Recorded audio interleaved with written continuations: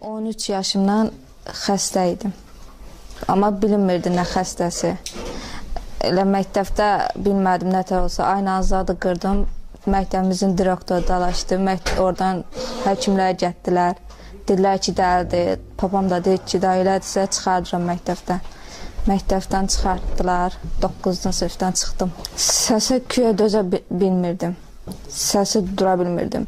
Bir də özümü sərbəst saxlayamırdım. Elə bildim ki, kimsə arxadan vuracaq, kimsə səslənir mənə. Quşlarımız var, quşların yanına gedirəm, elə bir içərdən səs gəlir. Elə bir çönürdüm arxaya, elə bildim ki, kimsə çağırır. Qorxurdum, dedim, gəl yanımdadır, mən quşların yanında baxım. Bax, elə olurdum, irpənirdim, dəli olurdum, nətər olurdum bilmirdim. Heç özümü namaz qılandan sonra namaz qılanım alışırdı. Elə bir ki, məhilə gəlirdi, namaz qılırdım, namaz qılanım alışırdı. Bir namazın üstündə gözü vardı, elə qorxurdum, dəyişə şey. Sonra get-gedə hər şeyə nifrət edirdim. Allah bağışlasın, hətta Qurana belə deyirlər, söymüşəm. Bakıya getmişəm, Ağdaşda bir Tahir doktor var, onun yanına getmişəm həkimə. O da elə gündə eyni dərmanı yazırdı. Amma dərmanı içirdim, yenə təsir olmurdu. Əgər nervi idisə, vurulmayan iynə olmurdu. Hər iynə vurulurdu, narkotik kimi iynələr idi, vurulurdu, mən yatmırdım. Yalnız mən Quranın səsinə dincəlirdim, Quranın səsində yatırdım. Bir müddətdən sonra biraz özümdə idim, qardaşım bir neçə ay, bilmirəm, nətər olmuşam, sözümü bilməmişəm, qardaşım saxlayıb, anam, qardaşım şey getməyib, anam saxlayıb, qardaşımın dostları saxlayıb məni evdə. Bir zulmdan saxlayıblar, bilməmişəm, nətər olmuşam. Sonra bir müddətdən sonra qardaşım gəldi ki, səni sağlatmaqdan ötürü ANS-ə çıxardacağım. ANS-də elə bir ki, qardaşımın dostu Xaqani qaqa var, o deyib ki, səni ora çıxardaq. Mən də ora çıxdım, adıma deyilməyən söz olmadı. Orada nətər olmuşam, heç özüm də bilmirəm. Adıma deyilməyən söz olmayıbdı. Dəli dedilər, ağıldan nətər kəmzat, belə sözlər dedilər, güya quduzam, ilanam, nə bilim nəyim, belə sözlər dedilər, demədikləri sözlər olmayıb. Hətta güya mən orada sürüyüblər də, nə harflər də bilmirəm. Onu özüm televizorda bir dəfə gördüm, ürəyim getdi. ANS-dən bir çıxanda nətər olmuşam, bilməmişəm. Mən gözümü Vüsal Qaqacının bir dostu var orada, Oqdayam, orada gözümü açdım, gördüm ki, oradayam. Gətdilər, çay zad verdilər, çay içdik.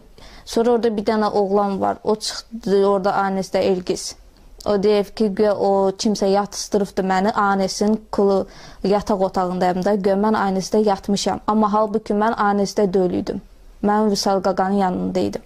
Ondan sonra Vüsal Qaqa məni nətər elədi ki, çıxartdı. Ondan sonra mən təmiz sağalmışam.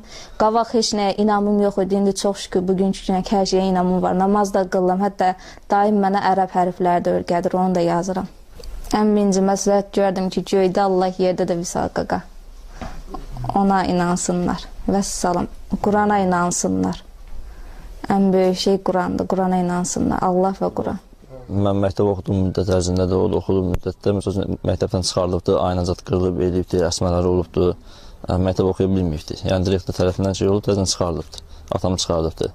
Sonra mən əsrə getmişəm, əsrdən qalib gələndən sonra da həmənki vəziyyətlər olub eyni o qaydada, yəni epilepsiya deyiblər, yəni həkimlər epilepsiya adlandırıblar, yəni göyə bu beyin qıcıqlanmasıdır, nə bilim, yəni ürək gedir, dil qatdalanırdı, belə olurdu. Bu 23 yaşına qədər yəni ki, belə olmuşdu. Ondan sonra bir müddət keçəndən sonra tamamilə bunda get-gedə dəyişikliklər baş verir, durduğu yerdə qışqırırdı, qıcanırdı, kimisə vurmaq istəyirdi, boğulmaq istəyirdi, hətta öz canına qəsd eləmək istəyirdi. Bir kərə də hələ əlini kəsibdir, yəni aynaya vurub. Ondan sonra həkimlər yenə tiş qoyublar, yenə sağalıb, yenə həmənki vəziyyətlərdə olubdur. Bu 3 ayı özü bilmir necə olub. Həkimə də aparıblar, orada ruhi xəstə adlandırıblar, dedilər dərxanada qalmalıdır bir müddət. Gəncədə də onun kimi yenə də qoymadım, evə gətirirdim, dedim olmaz. Çünki mən bunda şübhələndiyim bir şeylər var. Halbuki bu cin məsələsi var ki, yəni surələr də qoyuram, sakitləşir.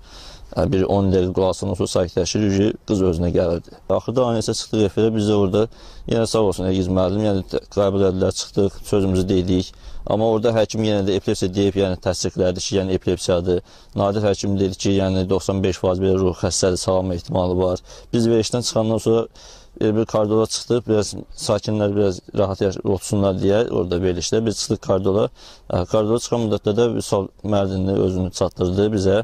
Gəldi efirdən qızı götürdü, dostu Oqtay var, onun evinə apardı bizi Xırdalana. Orada bu əlamətləri başladı, bu qızı ayıldı, özünə gəldi, çay içdi, çörək yedik, eləyəndən sonra yerindən Quran kitabı vasitəsilə, indi o internetdə də var, YouTube'da da var, verilibdir, baxa bilərlər. Yəni orada 15-20 dəqiqə çəkir bunun ayılması.